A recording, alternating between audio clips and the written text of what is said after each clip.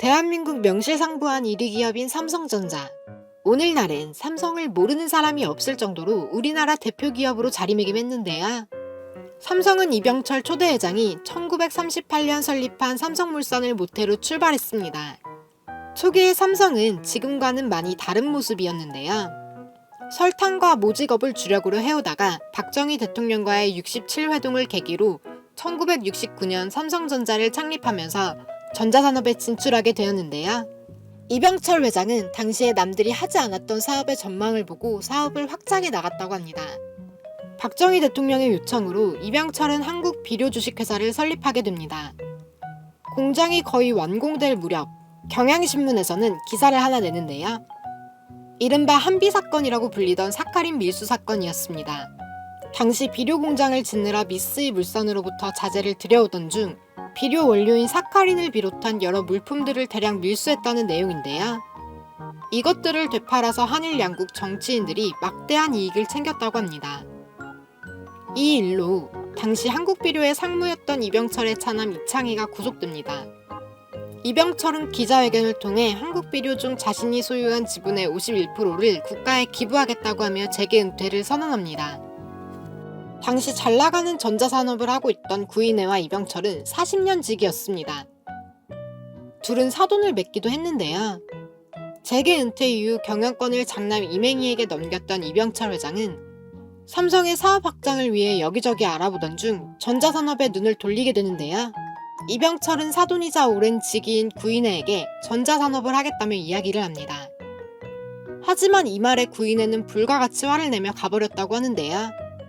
이후 구인회의 셋째 아들이자 이병철의 사위인 구자학은 이 일을 계기로 금성사로 돌아가게 됩니다.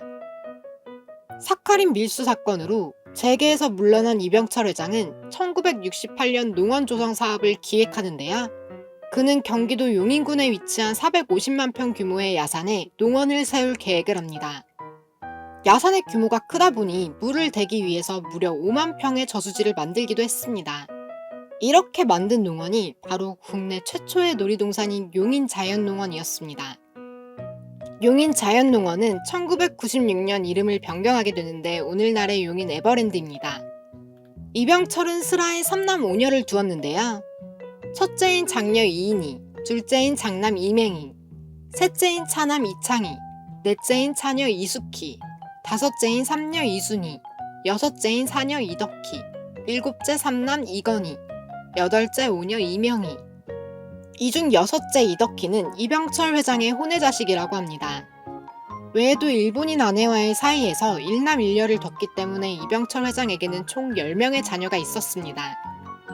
이병철 회장은 장녀 이인희에게는 전주제지와 고려병원을, 장남 이맹희에게는 제일재단과 안국화재를, 차남 이창희에게는 본인이 미국에서 창업한 세한미디어의 제일협섬을 편입시켜줍니다. 넷째 이숙희는 금성사에 시집갔기 때문에 상속에서 배제되었는데요. 이는 이병철이 숙희에게 재산을 상속하면 경쟁회사에게 재산을 주는 것과 마찬가지라고 생각했기 때문이라고 합니다. 다섯째 이순희는 달리 상속받은 게 없다고 하는데요. 하지만 공정거래위원회에서 위장계열사 자진신고를 했던 2005년에 이순희의 아들 김상용이 설립한 영보엔지니어링이 자진신고를 하면서 세상에 드러납니다. 여섯째 이덕희는 혼외자였기 때문에 재산분할에서 제외됐습니다. 일곱째이자 삼남 이건희는 후계자로서 삼성물산, 삼성전자, 삼성반도체통신, 제일모직, 중앙일보, 동방생명을 물려받게 됩니다. 여덟째 이명희에게는 신세계백화점을 주었다고 합니다. 일본인 아내에게서 태어난 두 자녀 역시 재산분할에서는 열애되었다고 합니다. 이병철 회장이 재계에 복귀하고 차남인 이창희는 아버지 이병철 회장이 사카린 밀수와 탈세에 개입되었다는 투서를 박정희 대통령에게 전달하게 됩니다. 하지만 박정희 대통령은 이를 천륜에 어긋나는 일이라며 묵살해버리는데요. 이후 차남 이창희는 쫓겨나다시피 미국으로 떠나게 됩니다. 삼성과 왕자의 난을 계기로 장남 이맹희와 차남 이창희는 후계자에서 밀려나게 되는데요.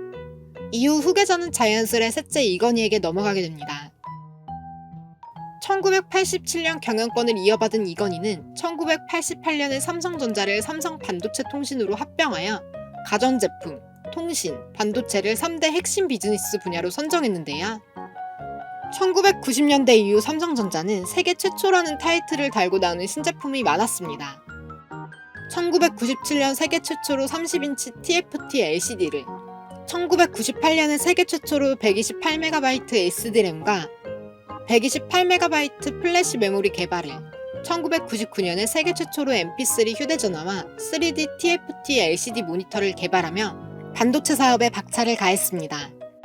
하지만 이런 삼성도 1990년대까지만 하더라도 대한민국 1위라기보단 대한민국 내 여러 대기업 중 하나에 불과했습니다. 그러나 1997년 불어닥친 경제위기를 계기로 삼성은 광범위한 구조조정을 통해 대한민국 내에서 재계 서열 1위의 대기업으로 자리를 굳히게 됩니다. 당시 경제위기로 대한민국 내 30대 대규모 기업 집단 중 16곳이 부도를 맞아 해체된 것과는 대비되는 행보였는데요. 이후 애플의 아이폰을 필두로 스마트폰 시장이 폭발적으로 확대되자 삼성전자는 소위 패스트 팔로워 전략을 사용하여 스마트폰 시장의 강자로 자리매김하게 됩니다. 여기서 말하는 패스트 팔로워란 새로운 제품이나 기술을 빠르게 쫓아가는 전략인데요. 패스트 무버, 트렌드 세터인 기업이 새로운 분야를 개척해 놓으면 이를 벤치마킹의 1위인 기업보다 더 개선된 제품을 싼 가격에 내놓는 식으로 흔히 말해 숟가락 얹기라고 볼 수 있습니다. 80년대, 90년대까지만 하더라도 삼성전자의 목표는 경쟁사인 일본 기업을 따라잡는 것이었는데요. 이런 소박한 목표를 가지고 있던 삼성전자는 2005년에 세계 최초 50나노급 16GB 낸드 플래시 메모리를, 2006년에 세계 최초 40나노급 32GB 낸드 플래시 메모리와 50나노급 1GB D램 메모리 개발에 성공하는 등 꾸준히 반도체 시장에서의 입지를 다져가는데요. 이러한 노력 끝에 삼성은 2010년 평면 TV와 반도체 메모리에서 세계 점유율 1위를 차지하며 매출액 기준 세계 최대 전자회사로 등극하게 됩니다. 삼성의 시작은 작은 상회였지만 사업 확장을 위한 끊임없는 고민이 오늘날의 대한민국을 뛰어넘은 세계적인 기업으로 만든 게 아닐까 싶네요. 영상이 도움이 되셨다면 구독과 좋아요, 알림 설정까지 부탁드립니다.